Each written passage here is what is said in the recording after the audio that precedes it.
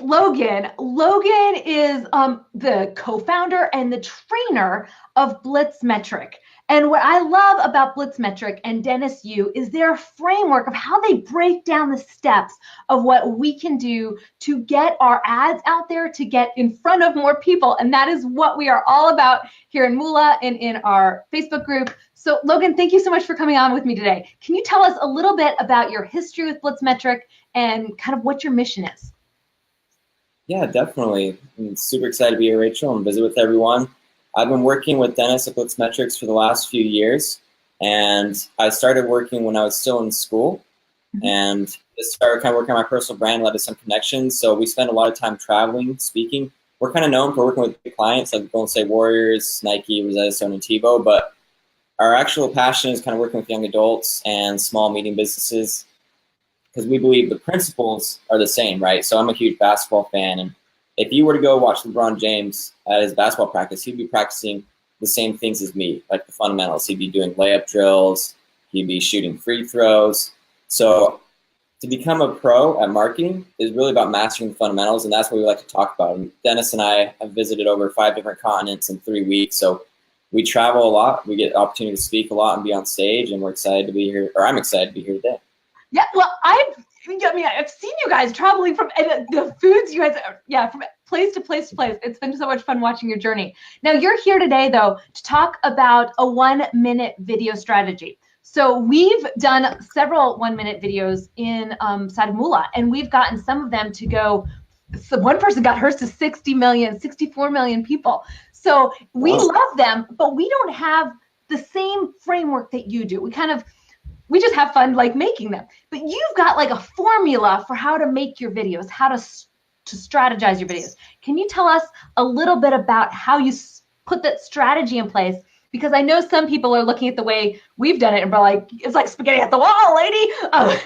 Let's give me a formula. Logan, can you give us your formula that's helped your people get their content to more people? Yeah, for sure. So we all know video is important, right? In 2018, I believe Facebook is a film-to-play game, just like it used to be a pay-to-play, film-to-play, right? So, but just creating videos in and of itself isn't enough, right? Yeah. Like it's the important first step, but there has to be a method to it. So we have the great opportunity to have a lot of data to look over, and we spent over $1 billion on Facebook, and that allows us to really see from a data standpoint what's working and what's not working, because that's really what's important. I mean, creative is always going to be something that's subjective, where I can make a video, and I might think it's great, but you might not be all about it, So we like to let the data tell the story. So we've developed this 4-step formula or template for creating 1-minute videos. And the first step is the hook, and that's the most important part. So on average, let's say my video gets a reach of 1,000, or your viewer that had 60 million reach. So on average, only 30% will actually turn into a view, which Facebook counts a view as 3 seconds. So that 60 million reach, or maybe a 60 million views, whatever it is, that's only going to be 20 million views, right? Yeah. So the hook is the first 0 to 3 seconds of your video, and you have to have something going on. So some things to avoid: don't start with a black screen. Don't start with a bumper, which a bumper is where you have your brand logo and there's music playing and stuff. Don't start with silence. You might start with some movement, or you could use a prop or tell a joke. We like to start right in a story. So a lot of people on video, they really don't know what to say. So for me, for example, I could say to start a video, "Hi, I'm Logan, I'm 28, I went to school at BYU and studied advertising, and I do Facebook ads." And by that point, I pretty much lost the audience, because people don't care about your biography unless you're famous, like, Elon Musk or something. So rather than that, I could start with a story, say, when I was 16, I got held up at gunpoint. Or when I was 3 years old, I went to SeaWorld for the first time and got attacked by a seagull. So those are more interesting hooks. And those are things that actually happen, right? I can tell those stories a little bit later on. So now the viewer has some incentive to finish watching. And then that leads to the second part, or the second step, and that's igniting some kind of pain or problem. So why should they continue watching? What's the problem that the video is going to solve for them? What's the challenge they have? The third step is describing the solution. How can you help? Why is the video or the content relevant to them? And then the fourth step is having some kind of call to action. What's the next step for them? And we know that consumers need multiple touches before they're going to purchase.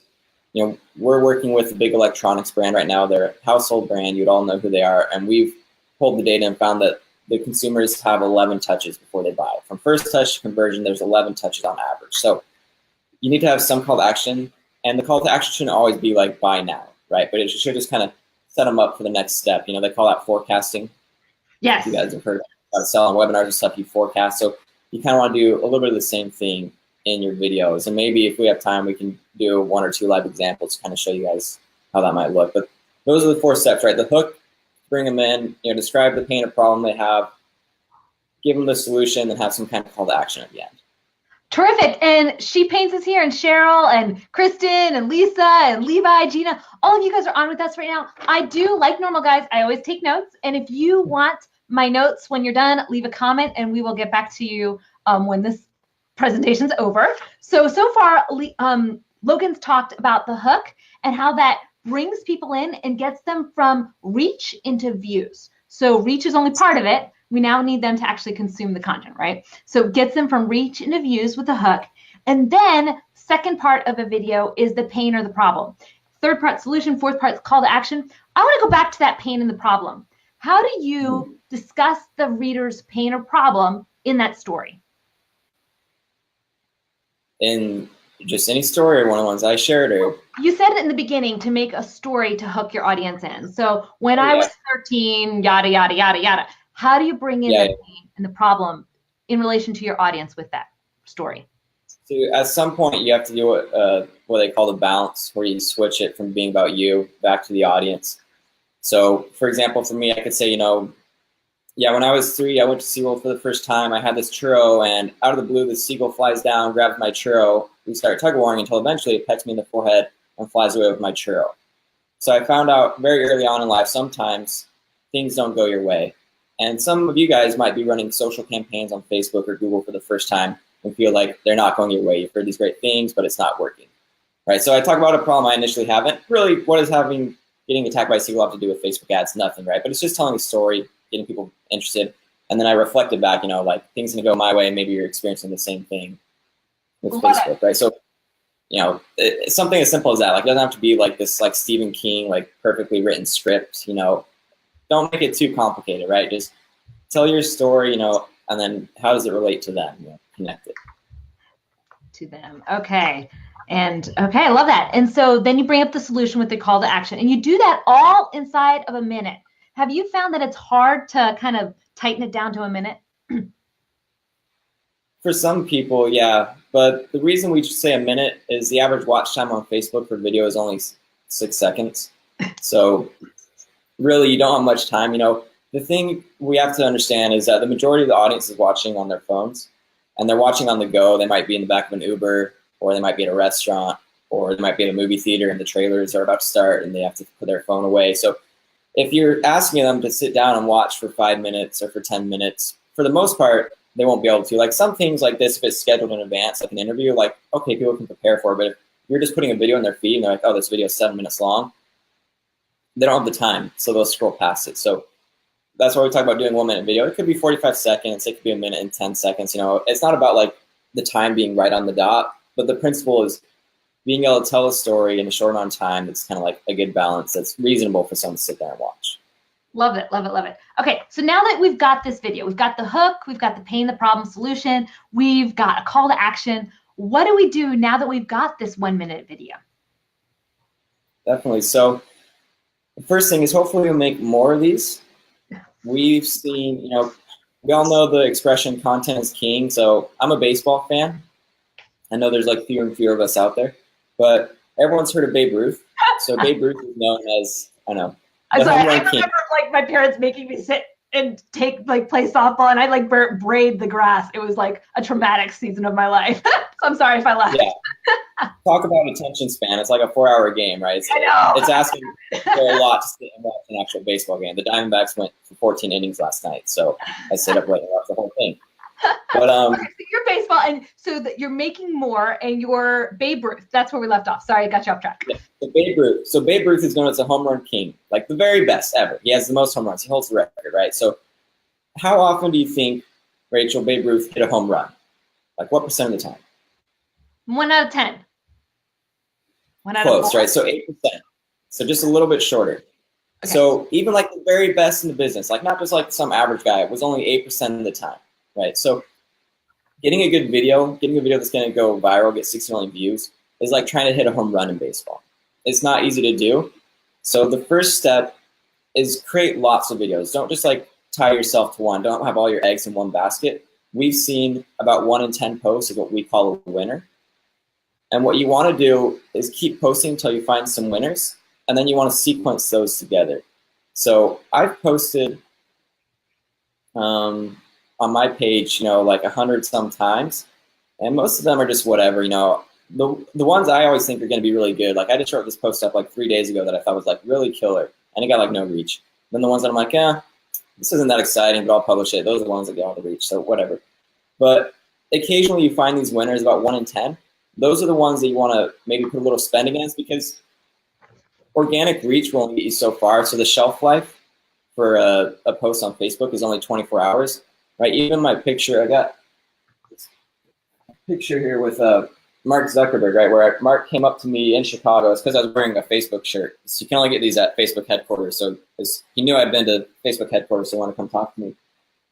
So even that post on Facebook only lasted for like 3 days, and that was like my best post ever because of Mark Zuckerberg, like everyone, kind of cool. So if you have something that's good, you want to extend it. So we totally get not everyone has a big budget, so that's why we talk about $1 a day. So the next step is if I have a winner, I like to put $1 a day against it for a month, for 3 months. We have some videos that have been running for years. And then it takes the burden off of you of constantly creating new content, because you have some call to action. So maybe the video is driving them to a blog post or to a lead form or to your website, or maybe it's just introducing yourself, right? But for example, I went to a conference in Toronto a few months ago, and someone came up to me. He's like, you're Logan. I'm like, yeah. He's like, I've seen your videos all over the place. And I'm like, I hadn't posted a new video in like over a month, right? Yeah. But I just had a few winners that I put $1 a day against. So it looked like I was always posting new stuff, but really it's like a musician, they have their greatest hits, right? So I saw Guns N' Roses in concert a few months ago, and they're still playing the same songs from Appetite 4 years later. years ago, right? So Welcome to the Jungle, Sweet Child of Mine. So when you find your greatest hits, like continue to put that out there, right? So I think that's the next step, is really kind of testing a lot of different videos. Don't be afraid about making them, because if they suck, Facebook won't give them any reach anyway, so no one will see them. People are always afraid of that. They're like, if it's bad, I don't want people to see it. Like, well, they won't, because Facebook's, a user-based interface. But yeah, start assembling your greatest hits. Don't feel a failure. That's essentially what you're telling you. Don't feel those failures. You need to fail 9 times to get that winner. Exactly. It's like the Einstein quote, I've not failed. I've just found 1,000 videos that don't work. Right? I love that. Oh my word, I love that. I so need to write that down. I haven't failed. I just found 1,000 videos that didn't work. I love it. Yeah, everyone else loves the Guns N' Roses, and they think sometimes the crap post, they agree with you. Sometimes it's the crap post that goes nuts. So. Oh yeah, it makes no sense. I just wanted just like my dog, and she's at the dog park, and I was like, I'll post it and make this really lame metaphor, and then everyone liked it. I think it's the dog, but so. That's awesome.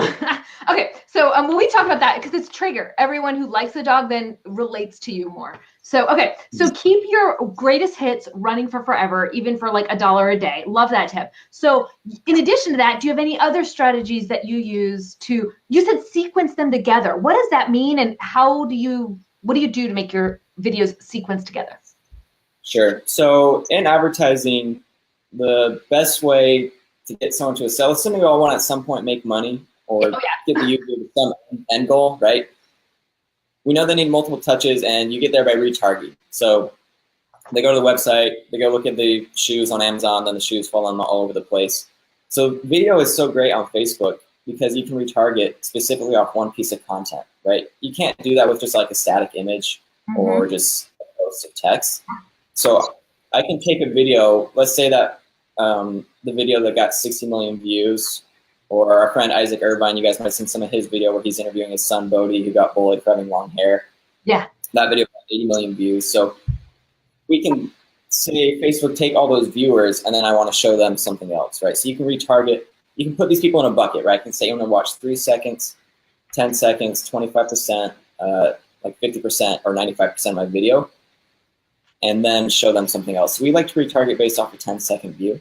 3 seconds could be accidental because the videos start playing by default, so whatever them or that. But 10 seconds usually, more indication they're kind of interested. So we'll take people to watch 10 seconds and then show them something else. So we like to put our videos in 3 buckets of why, how, and what for retargeting, where a why video is a first touch. The premise is people buy from people. So it's you telling your why, sharing your stories, right? So no one knows who you are. First touch. The last thing you want to do is be the door-to-door salesman that is just selling to them right away. So instead you tell a story, right? You're introducing yourself through a story, again, not through a biography, rather than saying, hi, I'm Logan, telling this story, then at the end I can introduce myself. Then that leads to how videos, which how is it? So it's, you've heard of like the difference between show me versus tell me. Yes. So the how videos is a show me approach. Rather than me saying, yeah, I'm Logan, I'm really good at Facebook ads and I sell consulting, it's $1,000 for 1 hour of my time. Doesn't that sound like a sweet deal? Okay, no, right? So show me is like, I'll have like screenshot videos. Yeah. Like, here's me showing you how to create an ad or how to retarget your audiences. Or like, I also play guitar, right? So if I was a guitarist, I might, rather than say, yeah, I'm really good, I'll teach your kids how to play, I can say, here's how you play a C chord, or here's how you play the pentatonic scale, right? So you're showcasing your expertise. So show me, don't tell me. So those are your how videos, right? Showing that you actually know how to do something. And then the what videos are where you can sell. Say, oh, well, I actually do guitar lessons, or actually fix cars, or I actually can help you with your Facebook ad campaigns. I have a course or something. So that way you can say, when they watch my why video, they're watching the how videos, those people kind of qualify for the what videos. So that's how you can string them together or sequence them. Love it, love it, love it. So you bucket all the people from the what videos, why videos into one bucket, all the people, all the people from the how videos into another bucket, and all the people in the what videos. So then you just send the retargeting audience from why to how to what. I love it. So broken down. Amy has a question. She wants to know, do you ever retarget based on 100% video views? I don't personally. 95%, but yeah. 95, yeah. Yeah, just because, so the way Facebook works is, think of it like a grove of trees. So everyone always talks about your low-hanging fruit, right? So imagine I have 3 trees in my grove of trees. One's the 95% viewers, one's my 50% viewers, and one's my 10-second viewers. Yeah. And the 95% has the most fruit, and then of course the 50% has a few fruit, and the 10-second has like 1 or 2 pieces of fruit, right? So most people, and this is not just video views, in general, they're like, well, I'm just going to target that one tree that has the most low-hanging fruit, right? So, but it's better to give Facebook wide parameters, because when I target a wider group, Facebook doesn't go after all of them equally. They're not going to put $10 against this tree, $10 against that one, and $10 against this one. They're just going to go after the low-hanging fruit in general. So even though maybe the people that watch 90% of the video are the most likely to buy, there's still going to be some people that only watch 10 seconds for whatever reason that will still buy. So it's like, why shut those people out, right? So the algorithm will work best with wider parameters. If you try and get too narrow, you're going to have high CPMs. You might have problems with delivery, and especially video view audiences. And I mean, if you have 60 million views, 95% may be reasonable, but if you're just getting started and you only have a few hundred or few thousand views, and then you try and target the people that watch 95%, you're going to like burn through that audience with $1 or $2 to spend. Yeah. Yeah. And actually, so in short, we had an ad, one of our, we had the same ad, and I put one to targeting a small group of people, and then the other one targeting a wider batch of people. My targeting the small group of people had a high relevancy score. I think it was like a 9. It was awesome. It converted, but I had to pay like $5.89 per person to purchase, which, being that I was selling a $1,000 course, wasn't that much. But the other one, I was getting clicks for pennies.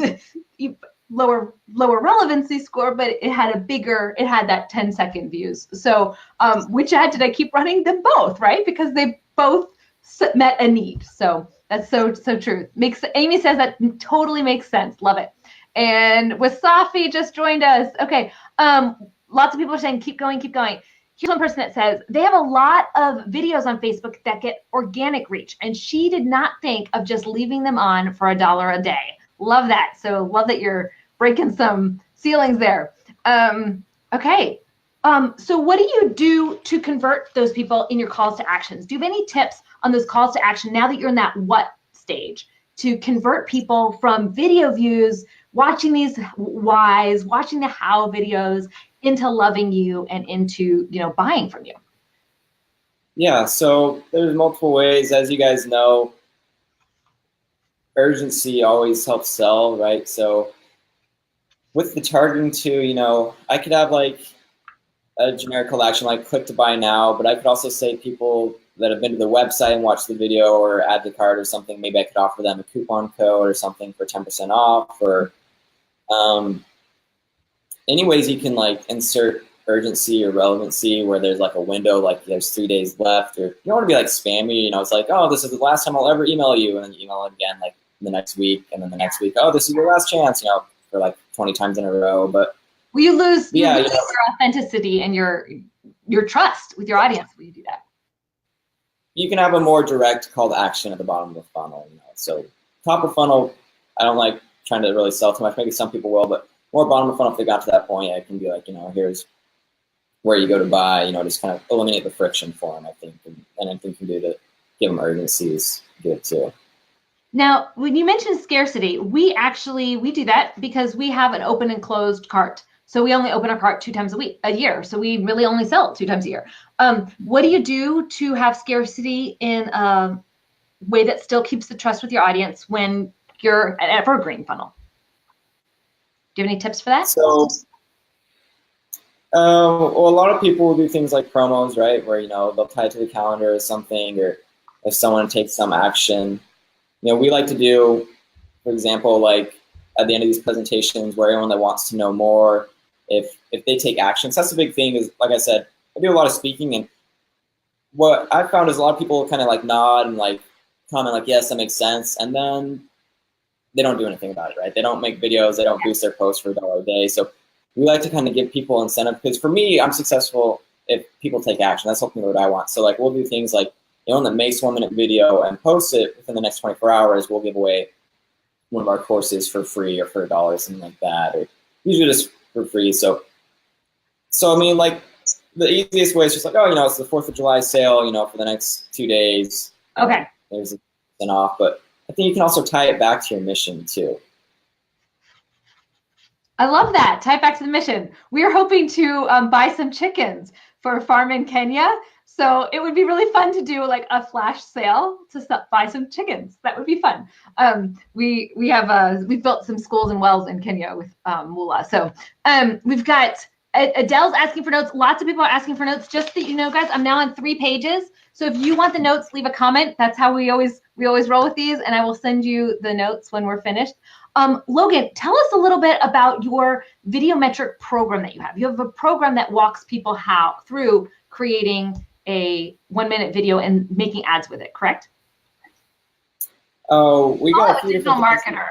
We're both in the faculty of digital marketer, so that's how I connected with Logan and with Dennis. So I know you've created one with them. Do you have one of your own products that's with how to create that ad structure formula?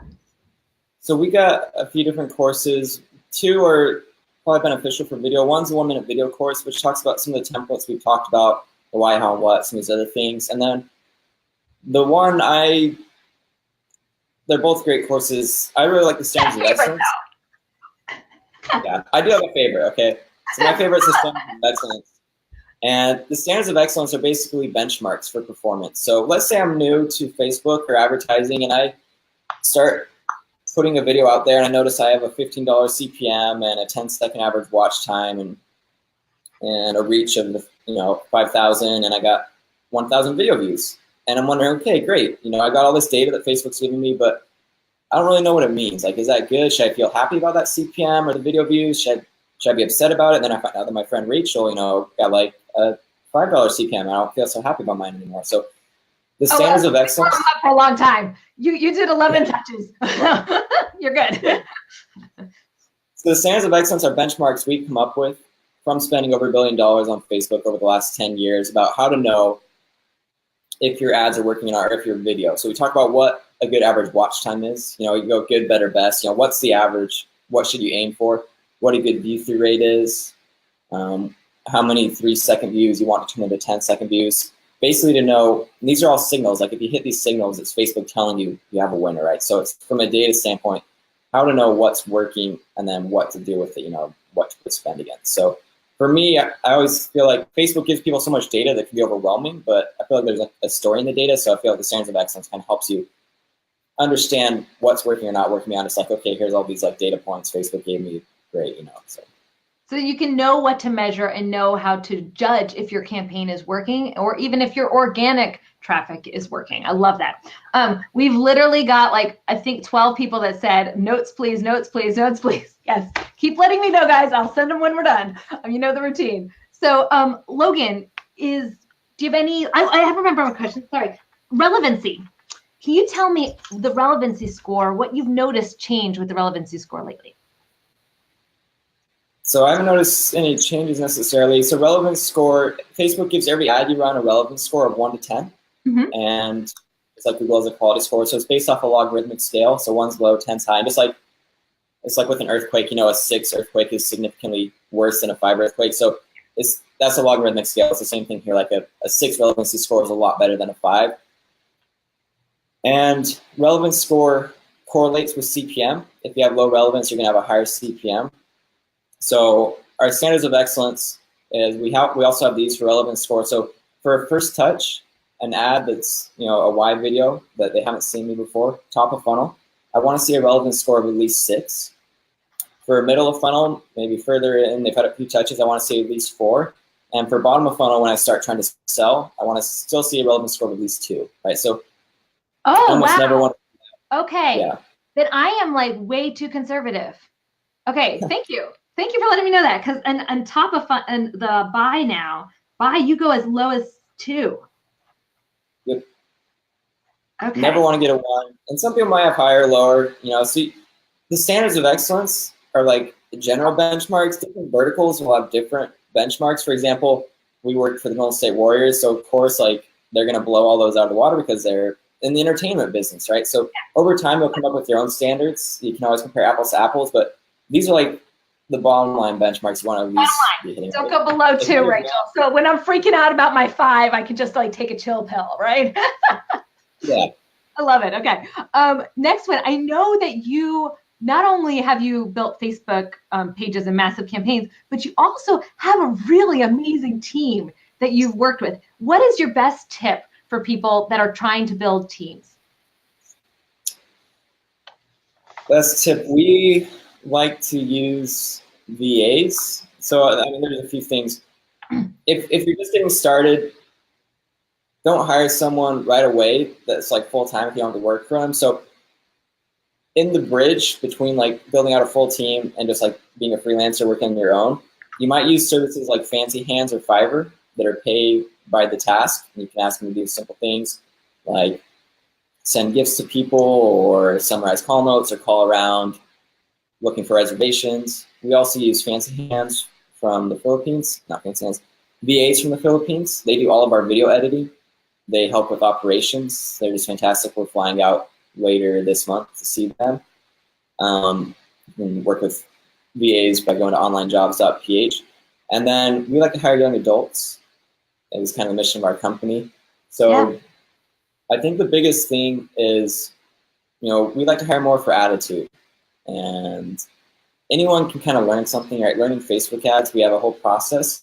You know, that's really not the challenge. Like certainly some people might have more of an aptitude for it than other people, and some people might have a higher ceiling, all these different things. But I think that's the biggest thing is, you know, just hiring someone that is kind of similar minded in the attitude to you and can kind of be on board with your mission and stuff.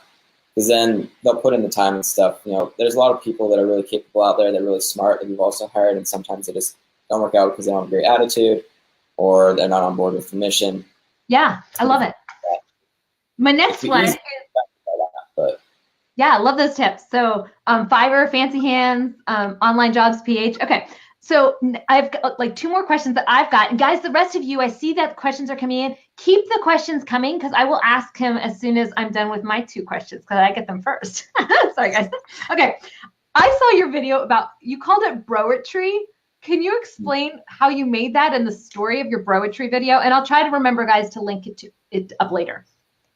Sure. So broetry started on LinkedIn. I'm not the one that coined the phrase, right? But Dennis and I were on Ruth TV. Yeah. Occasionally some people don't like it, but it's basically on LinkedIn. It's like using one-liners to kind of lead people along. So because they have to click the see more button, right? Yeah. In order to see the whole post on mobile. So you leave them with a hook. So it'd be like, I was 25 and nothing was working. My wife just left me. My dog just died. The AC. Music song. I had no running water. Yeah, the country song, right? Yeah, it's like, how do you, some joke, how do you like get your dog and girlfriend back and be happy again and play a country song backwards? Yeah. It feels like that with the broetry. Yeah, so that's the broetry, it's this kind of dramatic. It's about sharing about vulnerability. So that's like a really intense case, but it's sharing vulnerability in this kind of fashion of like one-liners, like really leading people along. These cliffhangers. It kind of falls in line with like the hero's story arc. I don't know if you guys have seen that. There's this YouTube video, the hero's story arc. Most Hollywood videos follow this hero's journey. That's what they call it. But yeah, it's when LinkedIn first started a few months ago, marketers kind of burst onto the scene and you could get tons of reach. I think Dennis had a post that got like a few 100,000 organic reach. I had a post that got over 100,000 organic reach because there's just not a lot of people publishing there. I view Facebook as this huge freeway with all this traffic that it's just like packed. And then LinkedIn's like, oh, this new freeway, and there's like no traffic there. So it's like you can like drive 100 miles per hour, right? So I grew 3,000 in like 2 months on LinkedIn. It's like no work. Broetry became like the most popular form of writing to get like organic reach. And since it's kind of fallen off, it doesn't get you as much reach anymore. But yeah, they call it broetry. So it's that showing vulnerability, and those posts do work. I have a few, like mine aren't super intense like that, but I have one talking about like a past relationship or about how much I traveled, but how the travel isn't glamorous. And those posts did really well on Facebook or LinkedIn. So it's really about the people by the people. So when you kind of open up, it's like there's a right way to do it, but you don't want to like. Yeah. Do you think that Facebook and LinkedIn are similar in the way that you can game the algorithm? I put you on the spot here with this one. I mean, Facebook's definitely more video heavy. LinkedIn's getting there. The shelf life on LinkedIn's longer, and people are posting there more and more. It's funny, you can do paid ads on LinkedIn, but there's really no reason to, because ironically the CPMs are so high and you get so much reach for free. It's like, why would I pay like $30 to get a reach of 1,000 when I can just post organically and get a reach of 10,000? That makes no sense. So LinkedIn still needs to kind of figure out their ad system because of that, because organic's great, paid is like ridiculous. But there's different intricacies, but we believe, that your strategy or your content should be channel independent. So you should take the same content, use it across multiple platforms, as opposed to being a Facebook expert, a LinkedIn expert, an email expert. Now, do you use them different sizes then? Because I use the same content in multiple platforms, but I do edit the Facebook ones to be square or tall. And on YouTube, I leave them wide. Do you still do that? Yeah, so I mean, that's a formatting thing, but the heart of the content is the story. So square videos work on Facebook. LinkedIn has a character limit, so if your posts are too long, you have to trim them, which is always hard to do for me. But yeah, obviously Twitter really has a character limit. So on Twitter, it might just be one short blurb that then sends them to the full thing. So you have to go in line with what the platform wants, for sure. But the heart of it, the content should be the same. The message should be the same. Awesome. One more question. What is your top tip for somebody who does not like making video? Top tip for someone who doesn't like making video is, there are 2 things. One, you could interview someone else. So we've had a few people that have really built their brand by doing that, because it still puts you in the limelight. So you're just asking people questions that are in the same vertical as you. So for example, you guys could maybe reach out to Rachel if you meet her in person, or say, Rachel, can I ask you one question about doing Facebook Lives or something like that? I'm sure if the timing was appropriate, Yeah, well, that's how I do. We have people on 2 times a week for our show, so that's why you're here. So, yeah, so some people don't want to tell their own story, so ask someone else their story, and then over time you build your brand. And the other thing is, really, I understand it. So I'm an introvert, so I hate networking. Like, I speak at all these events, and ironically, I'm fine being on stage, but the after party, because I don't drink either. I'm LDS, I'm Mormon, so everyone goes to these network parties and they just get drunk basically, and I'm like, okay, you know, can I have a Sprite? And like, I'm just like, yeah. So I get it, you know, like I'm not like great on camera either, but just get in the practice of it, you know, like work on telling your stories, think of the audience, you know, make it about them, not about yourself, and hopefully kind of just through repetition kind of overcome that. But I know a lot of people have hesitancy. Yeah. We're obviously all in marketers, not in acting school, you know, we're not going to be the next thing that will event you. Yeah. Well, we've got some questions coming in. They say they don't love doing live videos, but they love the other types of videos. One person says they were confused because they got a score of a relevancy of 4, but it was pennies for the cost. So she said because the cost of conversions were so low, she just kept it going. Is that the right judgment to make?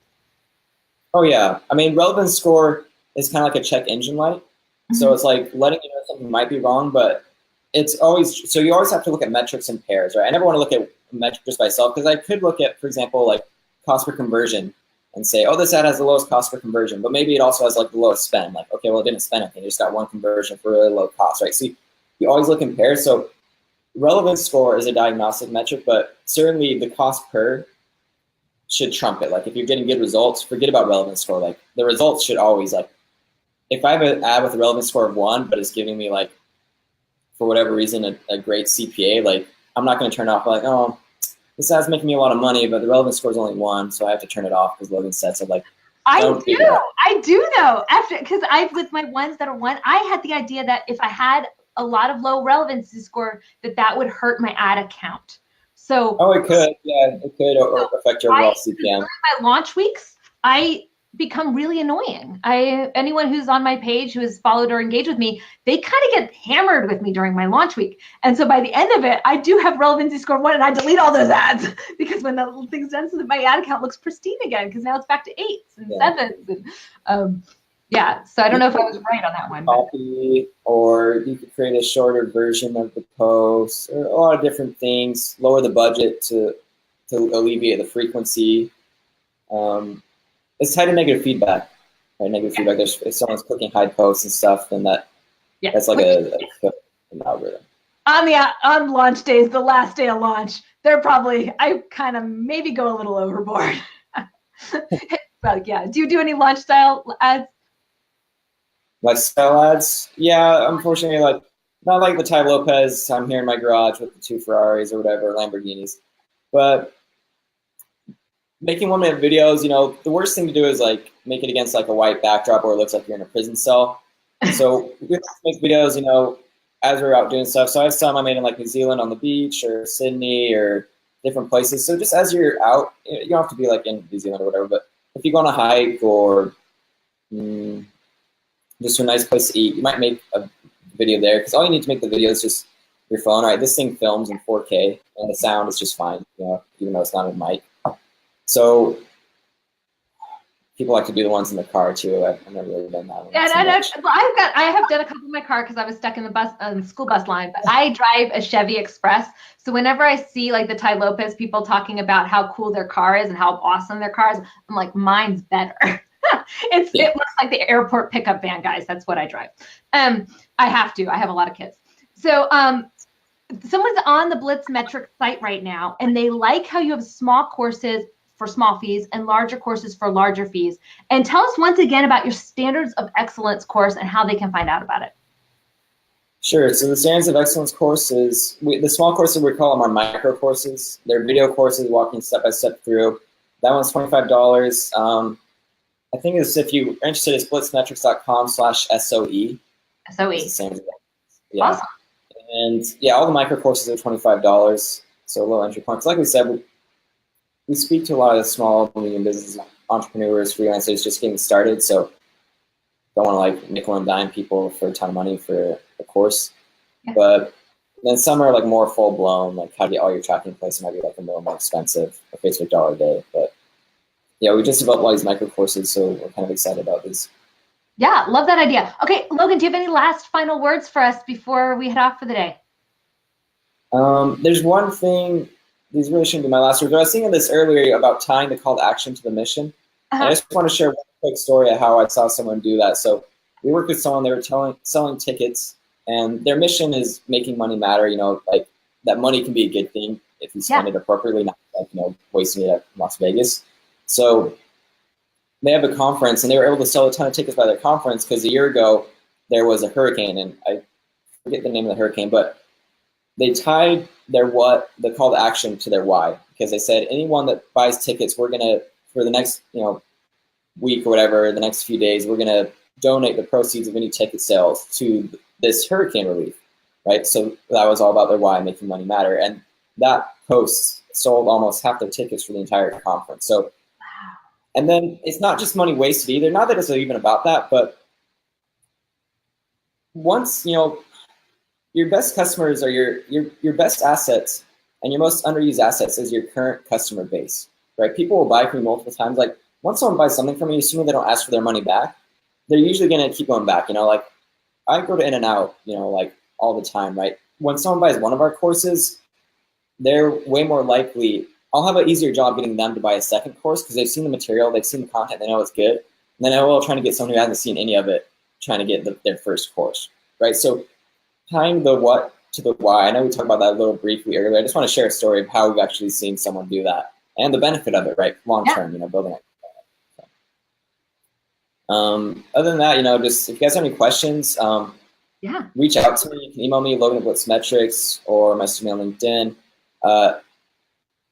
My Facebook page, not my profile, right? A profile is where you have friends, so you can send me a friend request if you want, but go to my page. That's where you follow. That's where I post a lot about videos, Facebook ads. I try and post a lot of free content, so if you're interested, go follow me there. You'll find a lot of stuff. Awesome. I will link them.